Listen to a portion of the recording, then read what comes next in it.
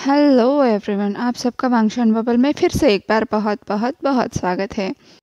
आज से हम private detective Wang a vampire fall in love के एम्प्रेग एपिसोड को शुरू करने वाले हैं, जिसमें इवो की प्रेगनेंसी दिखाई जाएगी। इसके 8 से 10 एपिसोड बनेंगे। आई नो आप मैरिज स्ट्रेंजर्स को अपडेट करने के लिए कह रहे हैं, पर कल मैं एक नई शियावांग स्टोरी लेकर आऊँगी और फिर से हमारी स्टोरीज़ का सिलसिला ऐसे ही चलता रहेगा। तो चलिए शुरू करते हैं आज के एपिसोड को। जान और ईबो को साथ हुए करीब 16 साल बीत चुके थे। मीरा और ओलेग की तरह ईबो ने बस अपनी ज़िंदगी जीने का नहीं सोचा था, वो अपनी डायरी भी कंटिन्यू कर रहा था और आज वो करीब 15 साल के बाद उसमें एंट्री करने जा रहा था। पहले तो वो अपनी ज़िंदगी के बारे में लिखता है कि 10 साल तक वो बीजिंग में ही रहे, पर 5 साल पहले वो फिनलैंड आ गए।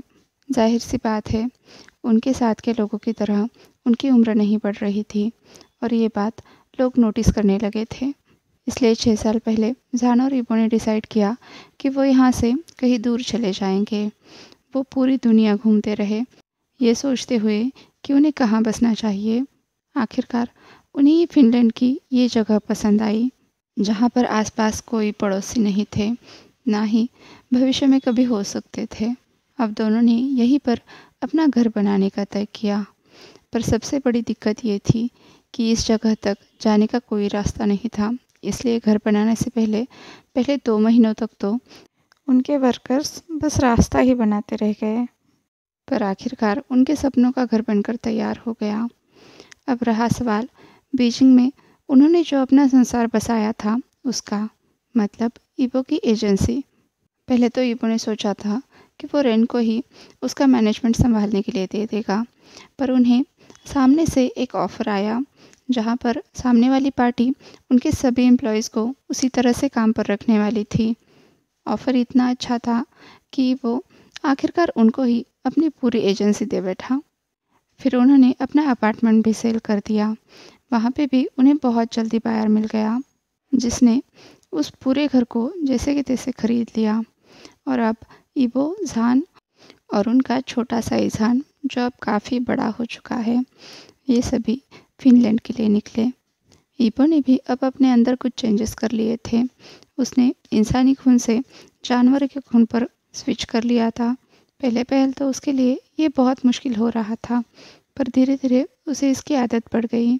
इस जगह पर रहना इतना भी आसान नहीं था। वो अब अपने परिवार के साथ नहीं थे। इतना ही नहीं, वो किसी दूसरे देश में रह रहे थे। ये अलग बात है कि फ़ोन की वजह से उनकी ज़िंदगियाँ काफ़ी आसान हो चुकी थी, फिर भी ईबो उन सबको बहुत मिस करता था। उनके यहाँ शिफ्ट होने के 3-4 महीने बाद ग्रैंडपा शाओ और जान के पेरेंट्स ईबो और जान से मिलने के लिए आ गए और उन्हें यहाँ का वातावरण इतना पसंद आया कि वो अगले 3-4 हफ्तों तक यही रहे और अब ये उनका रूटीन बन गया। वो हर 3-4 महीने बाद आते और करीब 1 से 3 हफ्तों का समय यहाँ बिता कर जाते। और क्या बदलाव हुए थे। ईबो के मॉम डैड पूरी तरह से बूढ़े हो चुके थे कि अब उसके डैड व्हीलचेयर के बिना चल भी नहीं सकते थे। उसकी स्टेप मॉम के बाल सफ़ेद हो गए थे। ईबो का स्टेप ब्रदर भी बड़ा हो गया था। अब उसकी एक गर्लफ्रेंड भी थी, जिससे जल्द ही वो शादी करने के बारे में सोच रहा था। हाईक्वान एक नामी एक्टर बन चुका था। उसने चेंग के साथ अपनी रिलेशनशिप नहीं छुपाई। 2-3 सालों के बाद ही उसने अपनी कंपनी को ये रिवील कर दिया कि चेंग और वो शादी कर चुके हैं। हाईक्वान के लिए ये सब फ़ैन के सपोर्ट के बिना पॉसिबल नहीं था। और हाँ, चेंग और हाईक्वान ने 6 साल पहले ही एक बेटी भी गोद ली थी।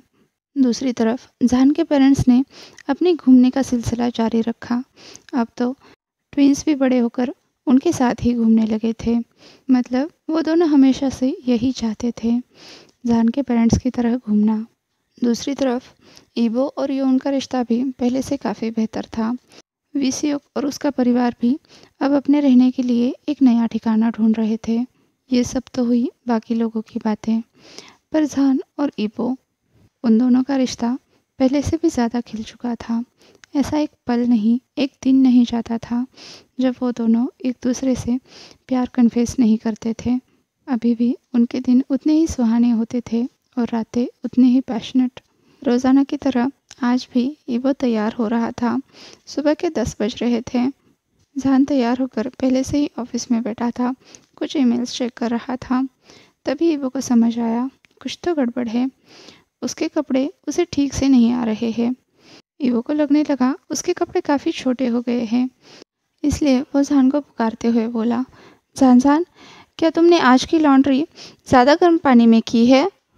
जान ने कहा, नहीं, तुम्हें ऐसा क्यों लग रहा है? ईबो ने कहा, क्योंकि मेरे ट्राउजर्स छोटे हो गए हैं। तभी ईबो ने कॉरिडोर में पैरों की आहट सुनी। जान उठकर ईबो की तरफ चलकर आ रहा था।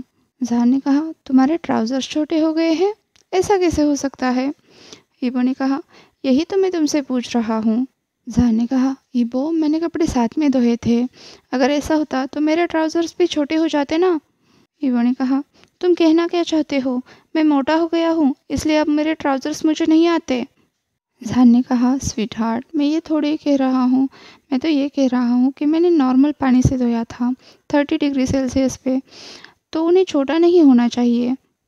तो ईबो चिल्लाया, इसका मतलब तुम सच में ये कहना चाहते हो कि मैं मोटा हो गया हूँ?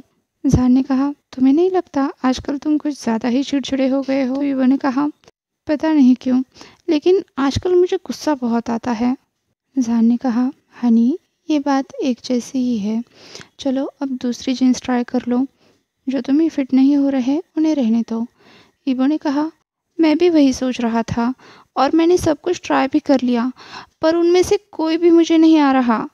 जान ने कहा, शायद से बस तुम्हारा पेट बढ़ गया है। तो ईबो ने कहा, तो तुम यही कहना चाहते हो ना कि मैं मोटा हो गया हूँ? जान ने कहा, नहीं, ऐसी बात नहीं है, इसके पीछे कुछ और वजह भी हो सकती है। ईबो ने पूछा, और वो क्या हो सकती है?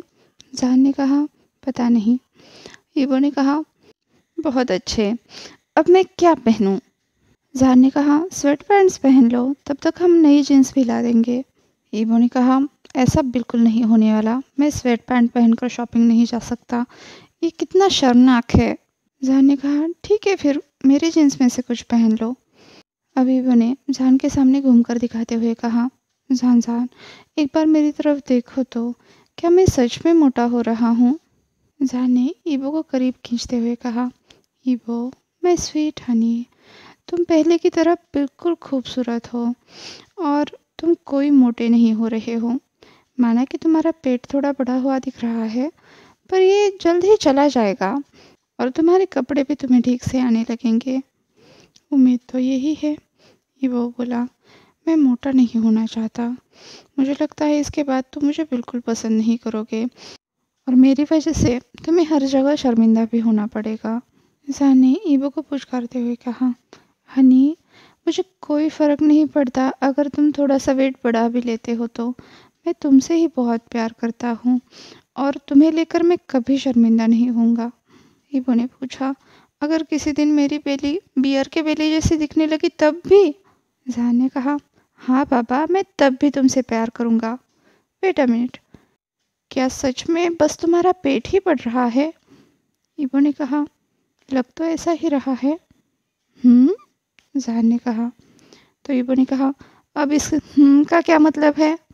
जान ने कहा, वेल, देखा जाए तो पिछले 2 हफ्तों से तुम्हें बहुत भूख लग रही है और वो भी तुम्हें बहुत अजीब अजीब चीज़ें खाने की इच्छा हो रही है। जैसे कि कल रात तुमने पूरे का पूरा अचार ख़त्म कर दिया, जो कि तुम्हें बिल्कुल भी पसंद नहीं है।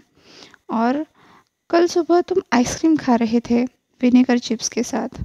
ईबो ने कहा, क्या कहना चाहते हो? क्या इन सब चीज़ों की वजह से मेरा वज़न बढ़ रहा है?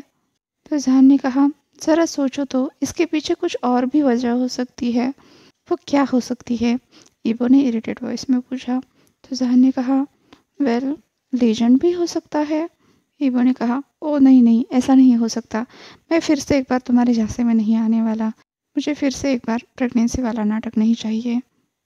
ईबो खड़े होकर वहाँ से दूर जाने की कोशिश करने लगा, पर रूम से बाहर जाने के बजाय वो बाथरूम की तरफ भागा। ईबो को उल्टी आ रही थी और जहान परेशान होकर उसे देख रहा था, क्योंकि पेट खाली होते ही ईबो खाना के लिए चिल्लाने लगा। उसे तो खुद पर ही यकीन नहीं हो रहा था। वो प्रेग्नेंट कैसे हो सकता है? वो भी पूरे 16 सालों के बाद, जबकि वो एक दिन भी एक दूसरे से अलग नहीं रहते। फिर ऐसे अचानक से क्यों? अब जहान ने पूरी कमान संभाल ली। पहले तो ईबो को जीन्स पहनाई, फिर उसे एप्पल खाने के लिए दिया और उसे शहर लेकर गया। सबसे पहले वो दोनों एक फार्मेसी शॉप पर रुके, जहाँ से जहान ने 4 प्रेगनेंसी टेस्ट ली। फिर वो फैशन स्टोर गए, जहाँ से ईबो के लिए नए कपड़े खरीदे, और आखिरकार सुपरमार्केट। फिर वो घर चले आए। जहान शॉपिंग को अनपैक करने में लग गया और उसने ईबो के हाथ में प्रेगनेंसी टेस्ट किट थमाते हुए कहा कि जाकर पहले ये टेस्ट कर लो। ईबो ने मना किया तो जहान उसके पीछे ही पड़ गया, और ईबो को भी ये समझ आ गया कि वो चाहे जितना भाग ले, जहान उसे इस बार तो नहीं छोड़ने वाला। तो ईबो को थक हार कर ये बात माननी ही पड़ी। उसके सामने 4 प्रेगनेंसी टेस्ट किट रखी थी, जिसमें से पहली ने तो नेगेटिव रिजल्ट दिखाया, पर आगे की 2 पॉजिटिव थी, जिन्हें देखते ही ईबो तो होश खो चुका था। करीब 15 मिनट बाद उसे होश आया और उसने पाया चारों की चारों टेस्ट अब पॉजिटिव साइन दिखा रही है, मतलब 2 रेड स्ट्रिप्स। ईबो बुरी तरह से शॉक हो चुका था और जहान के गले लगकर चिल्ला रहा था, ये सब तुम्हारी गलती है। जहान हंसने लगा और ईबो को किस करते हुए बोला, मुझे लगता है अब हमें तुम्हारे लिए कुछ और साइज बड़ी जीन्स लानी होंगी। ईबो अब तक रुआंसा हो चुका था। उसने कहा, जहान जहान, यहाँ कोई मजाक नहीं चल रहा है। जहान ने कहा, ये मजाक नहीं है, ये बहुत अच्छी बात है। तो ईबो ने कहा, सच में? जहान ने कहा, हाँ, तुम हमारे प्यार की निशानी लेकर चल रहे हो, वो भी बिल्कुल अपने दिल के करीब। वो तुम्हारे अंदर है ईबो। अब हमारा परिवार पूरा हो रहा है। ईबो की आंखें भर आई और वो रोते हुए बोला, पर मैं मोटा हो जाऊंगा और उसके बाद तुम मुझसे बिल्कुल प्यार नहीं करोगे। हाँ, ये बात अलग है कि ईबो को यकीन था कि जहान सिर्फ और सिर्फ उससे ही बहुत ज़्यादा प्यार करता है, पर उसका डर भी अपनी जगह सही है। अब जहान ने ईबो को अपनी बाहों में कसकर पकड़ते हुए कहा, मैं तुमसे बहुत प्यार करता हूँ मेरे स्वीट हनी। तुमने सुना, मैं तुमसे प्यार करता हूँ और ये बात कभी नहीं बदलने वाली। मुझे नहीं लगता कि तुम कभी मोटे हो गए, और अगर तुम्हारा पेट बढ़ भी रहा है तो इस वजह से कि उसके अंदर हमारा बेबी है, और जैसे ही बेबी बाहर आएगा तुम पहले जैसे हो जाओगे। ईबो ने कहा, मुझे बहुत डर लग रहा है जहान। पता नहीं ये सब कैसे होगा। मैं एक लड़का हूँ, मेरे अंदर बेबी बढ़ेगा कैसे, और मैं उसे जन्म कैसे दूंगा। जहान ने कहा, तुम सिर्फ एक मैन नहीं हो, तुम बहुत स्पेशल हो। तुम दुनिया के अकेले ऐसे इंसान हो जिसके अंदर बेबी बढ़ रहा है। ये एक चमत्कार से कम नहीं है, बल्कि मुझे तो लगता है ये एक आशीर्वाद है। और रहा सवाल जन्म देने का, तो मुझे लगता है तुम्हें सी सेक्शन करवाना पड़ेगा, और तुम एक वैम्पायर हो तो तुम्हारे जख्म बहुत जल्दी भर जाएंगे। ईबो ने कहा, पर यह सब कैसे होगा? मैं किसी गायनेकोलॉजिस्ट के पास भी नहीं जा पाऊंगा। जहान ने कहा, मैं इसके बारे में दादाजी से बात कर लूँगा। पर क्या तुम इस बात से खुश नहीं हो कि हमारा बेबी आने वाला है, हम दोनों के जैसा? ईबो ने कहा, हाँ, मैं खुश हूँ, पर मुझे डर भी बहुत लग रहा है। जहान ने कहा, मैं समझ सकता हूँ माय लव, पर तुम जानते हो ना, मैं तुम्हें कभी अकेला नहीं छोड़ूंगा। हम दोनों इस सब से एक साथ होकर गुजरेंगे।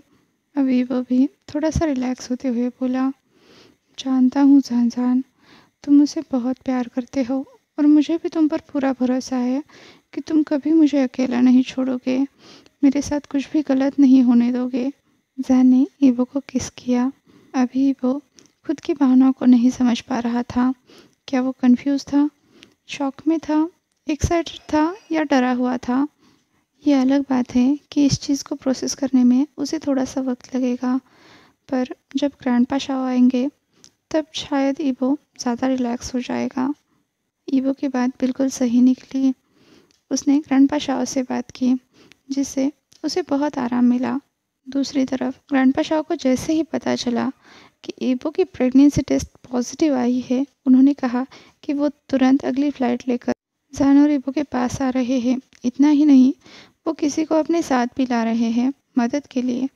अब जहान फिर से ऑफिस चला गया और ईबो नहाकर अपने बेड पर लेट गया। उसका हाथ बार बार अपने पेट की तरफ जा रहा था और अपने पेट पर हाथ फिराते हुए वो सोच रहा था, ये सब कैसे होगा? पता नहीं ये फीलिंग क्या है कि कोई अलग जीव आपके अंदर बढ़ रहा है। ईबो का पेट अभी भी बिल्कुल सपाट था, उसके एब्स भी हार्ड थे, पर कुछ ही दिनों में वो चले जाएंगे। ईबो को अपने एब्स पर हाथ फिराना बहुत अच्छा लगता था और ये कुछ ही दिनों में जाने वाले थे। माना कि जब उसका बेबी पैदा होगा उसके बाद ईबो फिर से एक बार अपने एब्स वापस पालेगा। पर अपनी बॉडी को लेकर ईबो कुछ ज़्यादा ही ऑब्सेस्ड है। उसे अपनी बॉडी जो कि त्यो पसंद है, उसे अच्छा लगता है जब वो आईने में खुद को निहार रहा होता है। उसे अपना शरीर पसंद है। जिस तरह से जहान पागलों की तरह उसकी तरफ देखता है वो भी उसे पसंद है। ईबो जहान को छुड़ाने के लिए कभी कभी बिना कपड़ों के भी उसके सामने जाया करता था। उसके बाद जो जहान की हालत होती थी और वो जिस तरह से ईबो को पैशनेटली लव करता था, ईबो को ये सब बहुत पसंद था और उसे बस इसी बात का डर लग रहा था। शायद अब के बाद उसकी बॉडी पहले जैसे कभी नहीं रहेगी। हर तरफ से उसकी स्किन ढीली पड़ने लगेगी और शायद जहान भी कभी उसे देखकर पागल नहीं होगा। पता नहीं कितनी देर से ईबो के दिमाग में बस यही ख्याल दौड़े जा रहे थे। अब वो बुरी तरह से थक चुका था इन बेतुके ख्यालों से और अपने बॉडी पर हाथ फिराने से। इसलिए उसने जहान को कॉल लगाया। फ़ोन पिक करते ही जहान बोला, क्या हुआ हनी? तभी वो चिल्लाया, अभी के अभी यहाँ जाओ। आज के लिए बस इतना ही। आपसे कल मिलती हूँ, तब तक के लिए अपना ख्याल रखिए।